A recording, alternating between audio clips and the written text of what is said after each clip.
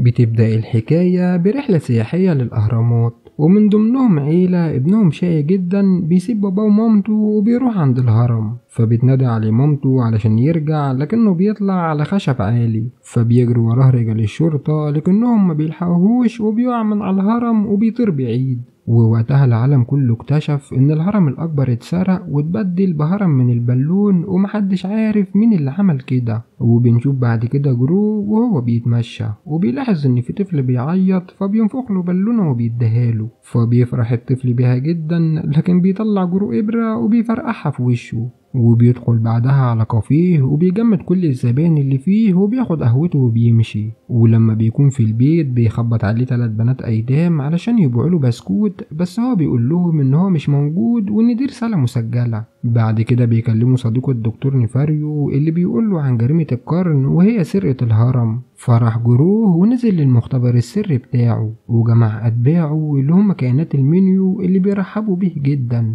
وبيحكي لهم عن جريمة سرقة الهرم، وبيقول لهم ان هو زعلان لان ده الحدث الاكبر خلال السنة كلها، ومع ذلك هو مبسوط بشغلهم وسرقتهم للنموذج الصغير من تمثال الحرية وبرج ايفل. وبيعرفهم على الدكتور نيفاريو وبيقول لهم ان هو اللي هيساعدهم في سرقة جهاز التقليص، وبعدها هينفذوا جريمة القرن الحقيقية وهي سرقة القمر، وده هيخلي العالم كله يحقق لهم كل مطالبهم، وكمان هيبقى اعظم شرير في التاريخ. ودكتور نيفاريو بيكلمه في التليفون وبيقول له ان العملية دي محتاجة فلوس كتير جدا، فبيطمنه وبيقول له ان هو هياخد قرض من بنك الاشرار. وبنروح للثلاث بنات اللي بيوصلوا لبيت الايتام وبيقابلوا هاتي مديرة الملجأ، وفضلت تزعق لهم لانها عرفت انهم ما باعوش كمية كبيرة من البسكوت، وبتهددهم وبتقول لهم ان هم لو ما باعوش تاني يوم كمية اكبر هتحبسهم في صناديق الملجأ. وبنرجع لجروه واللي والدته بتكلمه في التليفون علشان تهنيه على سرقة الهرم، لكنها بتكتشف ان مش ابنها اللي سرقه، فبتقوله ان اكيد شرير تاني احسن منك هو اللي عملها. فجرو بيقول لها ان هو بيجهز لعملية هتخليه اشهر شرير في العالم. بعد كده بيوصل جرو للبنك وبيدخل الحمام وبيخش من باب سري لبنك الاشرار،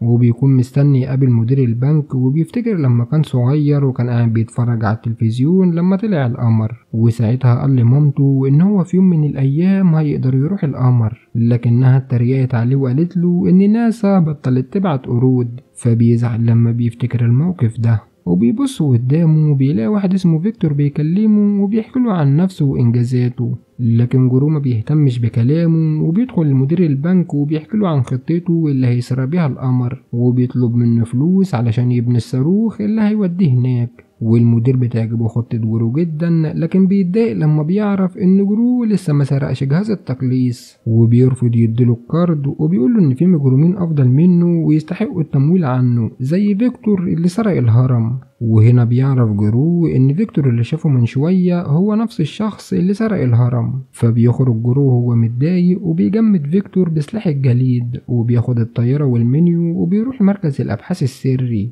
وده لانهم بيشتغلوا في المركز ده على جهاز التقليص، وبيعمل فتحة في السقف وبيخلي واحد من المنيو يسرق الجهاز وبيهربوا، لكن بيجي فيكتور وبيسرق منهم جهاز التقليص وبيستخدمه وبيصغر طيارة جرو وبيهرب. بعد كده بيحاول جرو يدخل بيت فيكتور، لكن كل مرة بيحاول يدخل فيها البيت بيفشل، وبيجيله فكرة لما بيشوف الثلاث بنات بيتمشوا ورايحين على بيت فيكتور اللي بيفتح لهم الباب، فبيتخيل جرو ساعتها ان البنات دول هم اللي هيقدروا يجيبوا له الجهاز، وعشان كده بيروح جرو للملجأ علشان يتبنى البنات، وبيزور بياناته بمساعدة واحد من المينيون، وبيقابل مديرة الملجأ وبيقول لها ان هو عايش وحيد من بعد موت مراته، فبتوافق ان هو يتبنى ايديس ومارجو واجنس، وبياخد جرو البنات وبيروح على البيت، وهناك بيعرفهم على الكلب بتاعه وبيقول لهم ان هو مجهز لهم كل حاجة يحتاجوها، وان القاعدة الاولى ان هم ما يلمسوش اي حاجة، والقاعدة التانية محدش يزعجه وهو بيشتغل،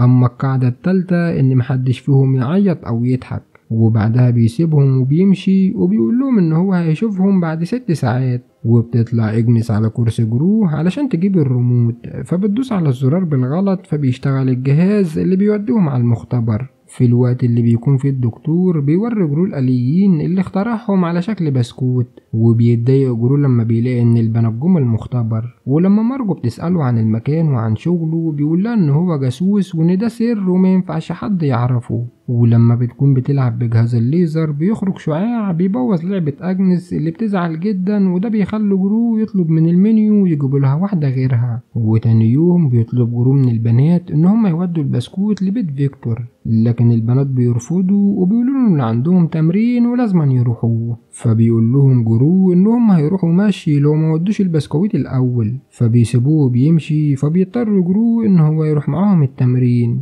وهناك أجنس بتديله تذكرة حفلة الباليه وبتطلب منه إن هو يوعدها يحضر، فبيوافق جرو إن هو يحضر الحفلة. وبعد كده بيروحوا البنات يوصلوا البسكوت لبيت فيكتور، بس وهو بيحاسبهم بتخرج الآليين من وراه. في الوقت ده بيروحوا يدوروا على جهاز التقليص، وأول ما بيلاقوه بيعملوا فتحة في الحيطة علشان جرو يدخل منها على الجهاز على طول. ولما بياخدوا الجهاز وبيجوا يخرجوا بيلاقوا إن الآليين قفلوا عليهم المخرج تاني، فبيجروا جرو هو والمنيوم بالجهاز وبيقدروا يهربوا من فتحة التهوية. وبيفرح جرو جدا عشان قدر يرجع الجهاز تاني. بس وهم راجعين للبيت البنات بيطلبوا من جرو يروحوا الملاهي. في البداية بيرفض بس بيوافق لما بيلاقي ان هو ممكن يسيبهم هناك. ولما بيوصلوا بيركبهم اول لعبة، وقبل ما بيسيبهم العامل بيقوله ان هو لازم يركب معاهم علشان يشغل اللعبة. وبعد ما خلصوا أجنس شافت لعبة عجبتها فطلبت من جرو يشتريها لها. ولما سأل العامل قاله ان هما لازم يلعبوا علشان يكسبوا اللعبة،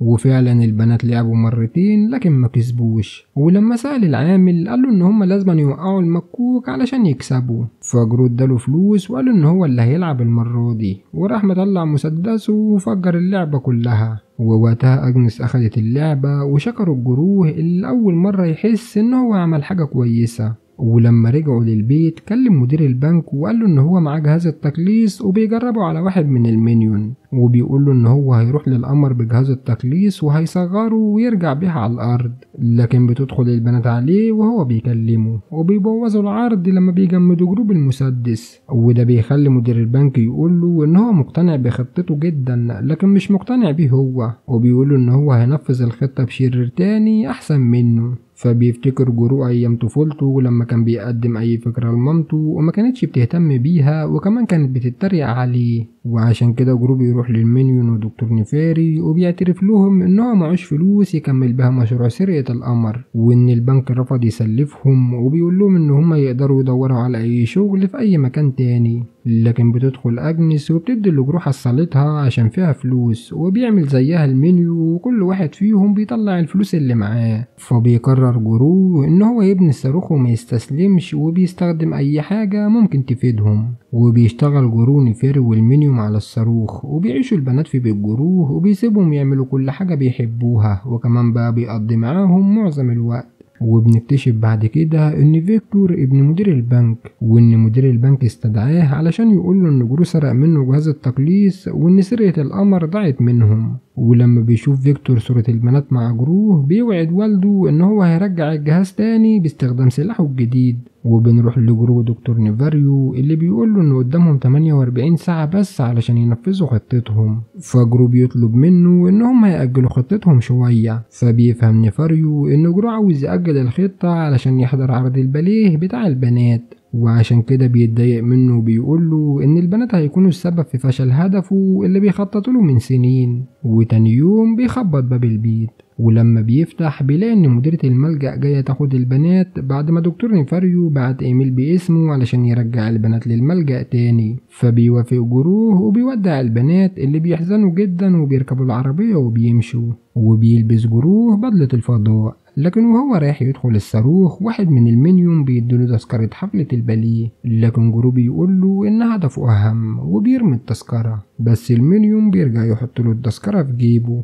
ولما بيبدأ الصاروخ في التحرك بيستخدم فيكتور سلاحه الجديد وبيقدر يطلع على الصاروخ، بس جرو بيقدر يكهربه. وبينطلق جرو وبيوصل للقمر وبينزل من الصاروخ وبيودي جهاز التقليص عليه، وفعلا بيصغر القمر وبتكتمل مهمته. ولما بيبص حواليه في الفضاء بيلاقي تذكرة بتاعت الحفلة قدامه، فبيقرر ان هو ياخد الصاروخ ويروح علشان يحضرها. في الوقت ده دكتور نيفاريو بيلاقي المنيوم اللي جرو كان صغره رجع لحجمه الطبيعي، فبيحاول يكلم جرو علشان يحذره، لكن جرو بيبقى راكب الصاروخ ومش سامعه. ولما بيوصل جرو بيلاقي ان الحفلة خلصت، وبيلاقي كرسي مكتوب عليه والد مارجو إيديس وأجنس احضر ليه القمر، وبيعرف إن فيكتور خطف البنات، فبيجري على بيت فيكتور اللي بيطلب منه يسلمه القمر علشان ياخد البنات، فجرو بيوافق وبيديله القمر، ولكن فيكتور بيضحك عليه وبيرفض يسلمه البنات وبيهاجمه بصواريخ علشان يقتله، لكن جرو بيقدر يعكس اتجاه الصواريخ وبيدمر بيهم البوابة، وبيحاول فيكتور ان هو يهرب منه باستخدام طبق طائر، لكن جرو بيجري وبيطلع فوق الهرم وبيمسك في المركبة،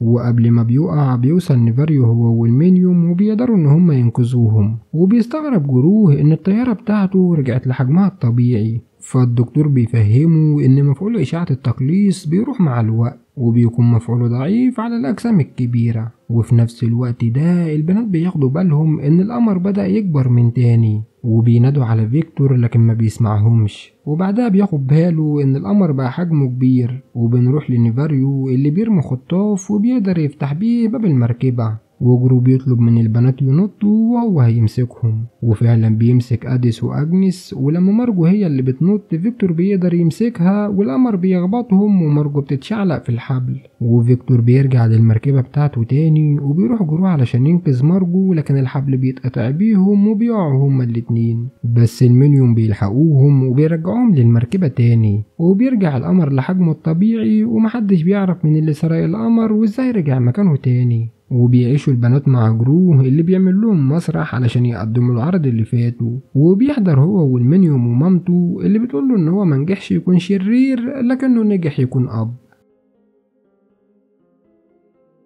بتبدأ الحكاية في القطب الشمالي داخل معمل أبحاث سري، والحراس اللي على المعمل كانوا قاعدين بيلعبوا كوتشينة، بس فجأة بيلاقوا الفلوس المعدنية بتتسحب لفوق هي وأي حاجة معدن، وبعدها بيظهر مغناطيس كبير بينزل من السما وبيسحب كل حاجة معدن حتى المعمل نفسه، وبياخد كل ده وبيمشي، وبيعدي 3 أسابيع والسلطات مش عارفة توصل لأي حاجة، وبيدي الرئيس أمر لوسي إن هي تجيب له شخص معين، ووقتها بنشوف جروه اللي بيكون متبني ال3 بنات دول وكان بيجهز لحفلة عيد ميلاده، وبنعرف إن هو دلوقتي ساب الشر وبقى طيب، ووسط تجهيزات الحفلة ولعب الأطفال جرو بيجيله تليفون وهو واقف بيشوي أكل، وبيعرف إن الشخصية اللي كانت هتيجي وتفرح بناته مش هتيجي، وعلشان البنات ما يزعلوش جرو بيخلي المنيوز يشغلوهم بأي حاجة تانية، وده على ما هو يتنكر في شخصية الأميرة السحرية، وبنشوفه بعدها وهو نازل من السما بمساعدة المنيوز، بس طبعا المنيوز بيسيبوا الحبل وجرو بيقع على الأرض،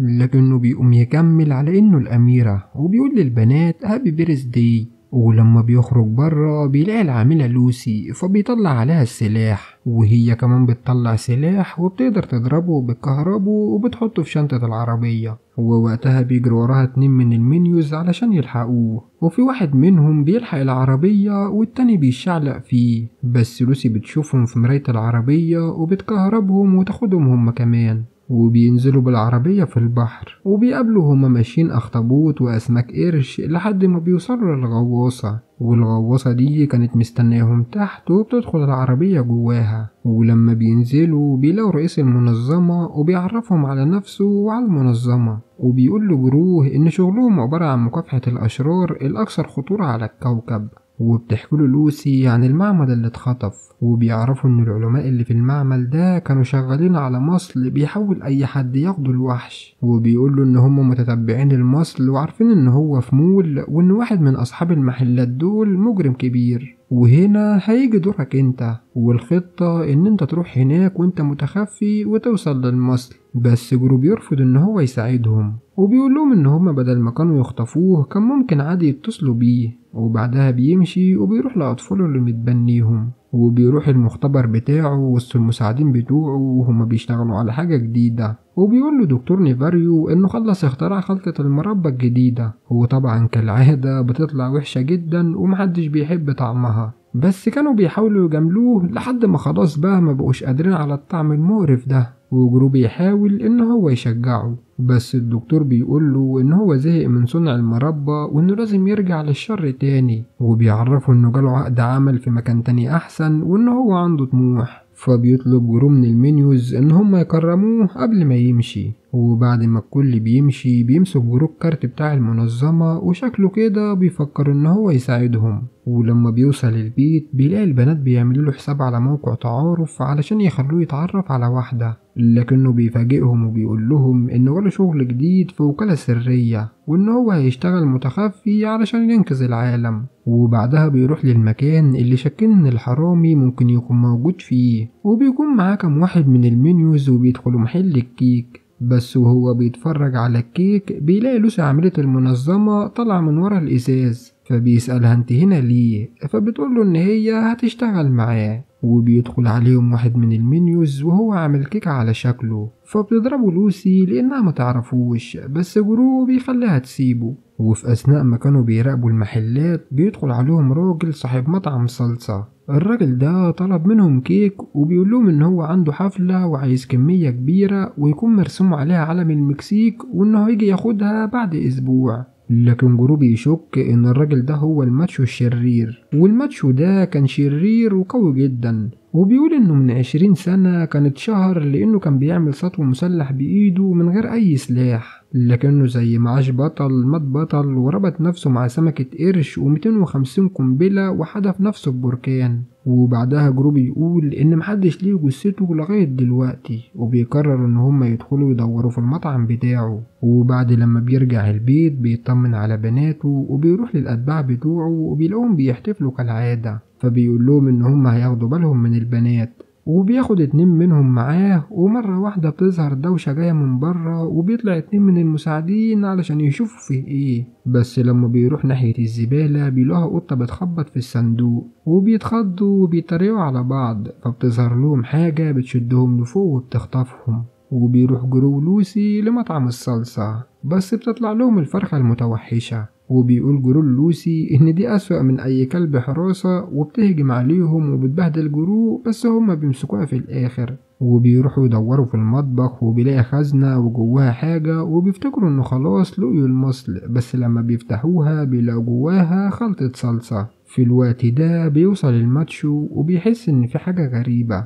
بس هم نجحوا إنهم يهربوا قبل ما يمسكهم، وقدروا يطلعوا من المطعم قبل ما هو يشوفهم. لكن وهو بيطاردهم وصل الأتباع وخبطوه بالعربية قبل ما يوصل لهم. وبنرجع للبيت وبيكون في عربية آيس كريم واقفة هناك، وبيروح المنيوس طبعا علشان يشتروا الآيس كريم، لكن العربية بتخطفهم. في الوقت ده جرو لوسي كانوا بيراقبوا مكان وبيلاقوا البنات قدامهم في المول، والبنات بيستغربوا لما بيلاقوا معاه ست وبيقولوا له ان هم جايين يتفرجوا عليه وهو بينقذ العالم. وبيدخل جرو المحل البواريك علشان يدور على المصل هناك، وصاحب المحل بيرحب بيه وبيفتكره عايز يشتري باروكة، لغاية ما بيدخل عليه بنتين من بناته فجأة وبيقولوا له ان اختهم معاها واحد بتقابله تحت، فبيتضايق وبيسيب كل حاجة وبيجري معاهم علشان يشوفها. وبيقفشوهم في مطعم الصلصة وبيدخل عليهم رجل الصلصة وهو بيرقص، ولما بيخلص بيعرض على جروه يشرب معاه حاجة. وبنروح للمنظمة والرئيس بيقول لهم يشيلوا الماتشو من المشتبه فيهم،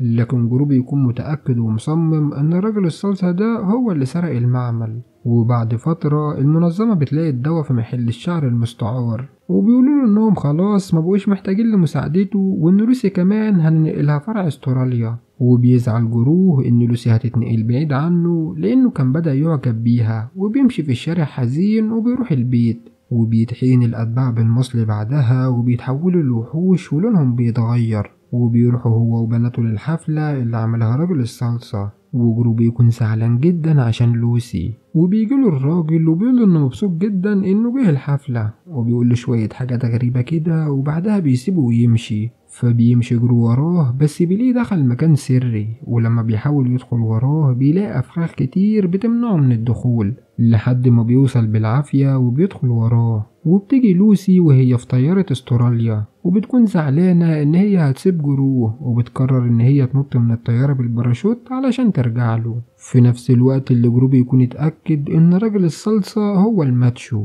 وبيلاقي الدكتور نيفاريو اللي كان بيشتغل معاه شغال مع الماتشو، وبيقولهم خطفوا المساعدين بتوعه وحولوهم لوحوش، وبيقولوا إن هم هيمشوهم في الشارع يدمروا كل حاجة وياكلوا كل حاجة، وبيطلبوا من جروه إن هو يساعدهم في السيطرة على العالم، بس هو بيرفض وبيسيبهم ويمشي. ولوسي بتكون وصلت للحفلة، والماتشو لما بيعرف إن هي أميرة المنظمة بيخطفها، والدكتور بيتصل على جروه وبيعرفه إن الماتشو خطف لوسي، فبيقرر إن هو يروح يساعدها. وفي نفس الوقت بيكون في وحش رايح البيت وبيهجم على البنات وبيجروا وراهم وبيحاولوا يهربوا منه، وبيظهر الدكتور بترياق بيحقن بيه الوحش فبيرجع للطبيعة بتاعته. وجرو بيحاول يدخل لمقر الماتشو وبيعمل نفسه مسجون، وان هم خلاص مسكوه علشان يعرف يدخل وسط جيش الوحوش، وكان جايب 2 من المونيوس بتوعه متنكرين ان هم بقوا شبههم، لكنهم بيكتشفوهم والوحوش بتجروا وراهم وبيحاولوا يهربوا منهم بس بيلحقوهم بسرعة جدا.